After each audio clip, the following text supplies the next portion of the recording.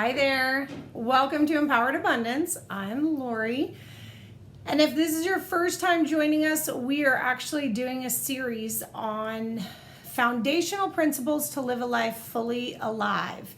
And we are on principle number 9. And principle number 9 is 98% of your thoughts are not yours.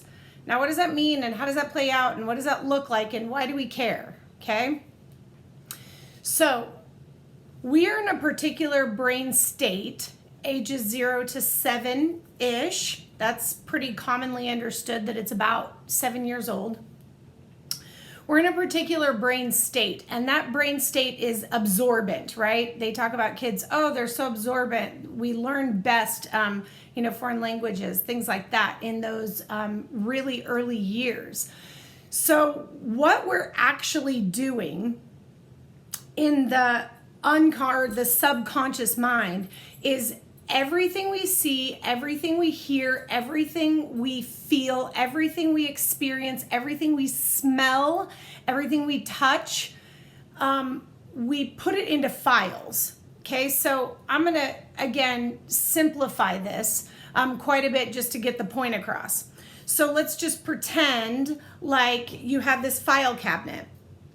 And you have one file that's labeled mom, one file that's labeled dad, one file that's labeled boyfriend, one file that's labeled son, one file that's labeled sister or brother, one file that's labeled church, one file that's labeled grandma, one file that's labeled grocery store, right? And basically those files get packed with information that tells us how to do life.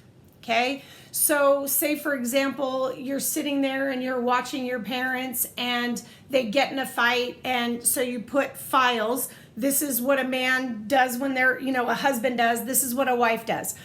But say your parents are actually really good communicators and they talk through that circumstance or situation. Well, then you put files in your file cabinet saying, okay, well, this is what happens next, and this is how you continue to respond as a husband or a wife or a mother or a father or whatever. And then what happens is when we get older, these are now our programmed behavioral responses.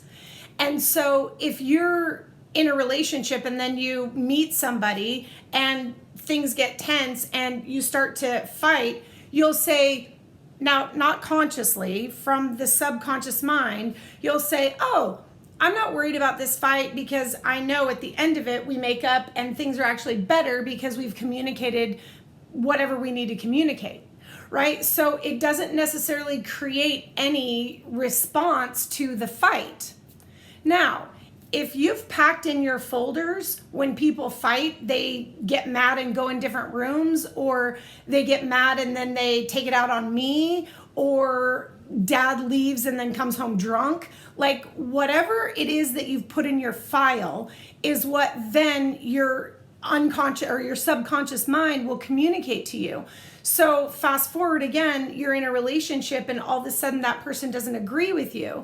And if you've come from the home that we just talked about, then fear is going to start to rise in your body because they're either going to leave, or they're going to come home mad, or they're going to retaliate, or whatever. And here you are just doing life and you don't even know why you're responding the way you're responding, because it's all based on these patterns of programming, right? So most people, before they start applying these foundational beliefs, making conscious choices to live the life the way that they want to live life, will function in those file cabinets 97% of the time. And that's what I mean by 97% of your thoughts aren't yours. Or did I say 98? Whatever, 97, 98, somewhere in there, those thoughts aren't yours. So we're actually utilizing the thoughts of our parents or our teachers or our pastors or whatever that situation was that we filed those files in the first 7 years, we're actually utilizing those to continue doing life today. And when we grasp this foundational principle that the majority of our thoughts aren't even ours, we can actually stop and then inquire to ourselves, why am I doing what I'm doing? What thought is creating this behavior? Do I want to keep doing this behavior? And if I don't want to keep doing this behavior, then I should probably change the thoughts that I think. And when I recognize that those thoughts that I think aren't necessarily even mine, then we get to start to make decisions for ourselves. How do I want to perceive this situation? How do I want to see this interaction? Now, let me just give you some reprieve. I don't know if that's quite the word, but let me just calm you a little bit. In the heat of the moment, you're not going to do that whole inquiry thing. If you get in a fight with somebody that you are in a relationship with and it blows up and you recognize, oh my gosh, that was past patterns, that's okay, right? You're in the moment, and the moment that you're in it and those emotions and those neurological functionings take over, just go along for the ride, right? It's after that we can stop and look back and take those moments to inquire, realign, what do I want to think about this situation?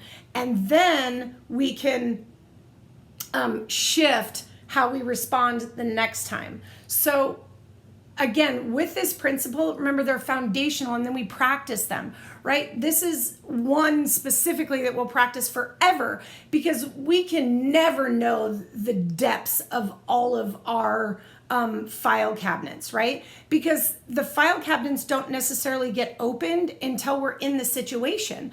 So say you had a situation at 3 that you've never had a situation again, and now you're 45 and you're in that situation and it triggers that thing from 3, right? It's not like you can inquire about any of those things up until that point where the file cabinet was opened, you responded or reacted, and then you can, after the fact, look back and go, oh, okay, now I see where that's coming from, and realign it. So don't get caught up in the fact that, okay, I know this principle and now I should be able to do it. Again, these are the foundations, and now we practice, practice, practice, practice, practice. Until we're walking on water, we're practicing. So, principle number 9. 98. Oh, it is 98. Because as soon as I was like not thinking about it, 98% of the thoughts aren't yours. So, excited about principle number 10, because it's going to play into this principle. And again, they're not in numerical order. These principles are just foundational principles, but you'll understand how to utilize this principle a little bit better with principle number 10. So we will see you tomorrow on principle number 10.